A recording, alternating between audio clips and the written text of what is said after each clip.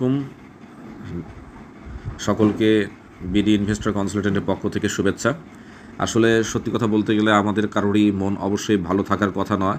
আমরা আজকে শেয়ার মার্কেটে যে অবস্থাটা লক্ষ্য করেছি, এখানে একটা জিনিস বলে রাখি আপনাদের, প্রত্যেকটি শেয়ার কিছুদিন আগে আমরা জানি যে নিয়ম হয়েছে 3%-এর নিচে কোনো শেয়ার কারেকশন হতে পারবে না।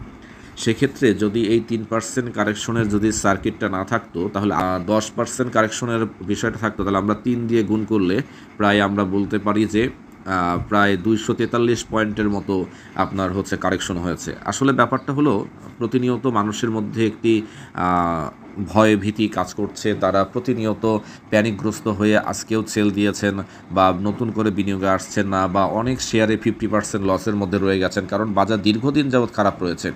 এই যে বাজার দীর্ঘদিন যাবৎ খারাপ অবস্থানটা ধরে রেখেছে, এই ধরে রাখার কারণে কিন্তু আমরা আসলে বাজারটা ভালো করতে পারছি না। সত্যি কথা বলতে গেলে যদি বাজারে এই কারেকশনের মাত্রাটা যদি আপনার যে কাজটা হতো, যখন আমাদের কারেকশন শুরু হয়েছিল 2022 সাল থেকে যে কারেকশনটা শুরু হলো, সেই কারেকশনটা যদি আপনার তখনকার সময় ফ্লোর প্রাইজের যে বিষয়টা যদি যুক্ত না হতো, তাহলে আমরা খুব ভালোভাবেই বলতে পারতাম এই শেয়ারটার একটা ভালো অবস্থান তৈরি করতে পারতো। যদি দেখা যেত 2022 সাল থেকে ফ্লোর প্রাইস নামক যে বিষয়টা না থাকতো, তাহলে আমরা দেখতে পারতাম যে এই বাজার কারেকশন হয়ে যেত। এই যে দীর্ঘ সময় 2022 থেকে প্রায় 24, প্রায় 2টা বছর আমরা যে অবস্থার মধ্যে ঘুরছে, বাজারে একটা স্বাভাবিক প্রক্রিয়া কারেকশন রয়েছে। এই কারেকশন যদি 5200 পয়েন্ট পর্যন্ত চলে আসতো, অথবা আপনার যদি এরকম একটা পয়েন্টে চলে আসতো, তারপর বাজার দেখা যেত অনায়াসে ঘুরে যেত।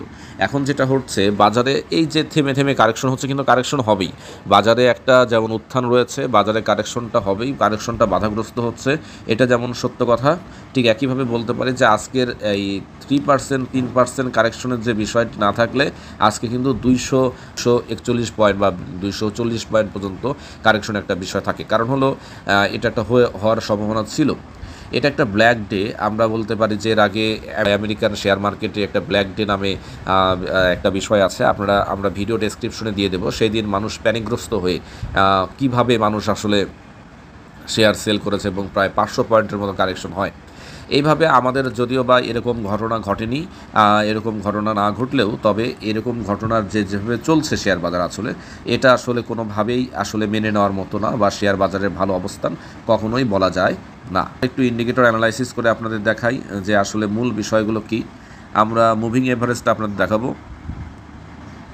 মুভিং এভারেজটা আপনারা দেখলে একটু ভালো বুঝতে পারবেন। 14 দিনের মুভিং এভারেজ গত 3 কার্য দিবস আমরা দেখেছি যে মুভিং অ্যাভারেজ উপরেই ছিল। আমরা যদি লক্ষ্য করেন, গত 7 মে দাম কমা শুরু করেছে, গত 7 মের পরে 8 মে দাম কমেছে, 9 মেও দাম কমেছে, কিন্তু 10 মে আমাদের জন্য খুবই আলহামদুলিল্লাহর মতো, 12 মে আমরা খুবই আশাব্যঞ্জক দাঁড়িয়েছিল যে না, শেয়ার বাজার ঘুরে দাঁড়াবে, কিন্তু তার গতকালকে যেভাবে কমেছে এবং সেটাকে অব্যাহত রেখে আজকে যে 81 পয়েন্ট হয়েছে, অর্থাৎ আপনারা যদি লক্ষ্য করেন মুভিং এভারেজের নিচে নেমে এসেছে, অর্থাৎ বাজার কিন্তু বাই সেল সিগন্যাল দিয়ে দিয়েছে, মানে বাজারে এখন আপনার বিনিয়োগযোগ্য বাজারের অবস্থানটি ধরে নেই।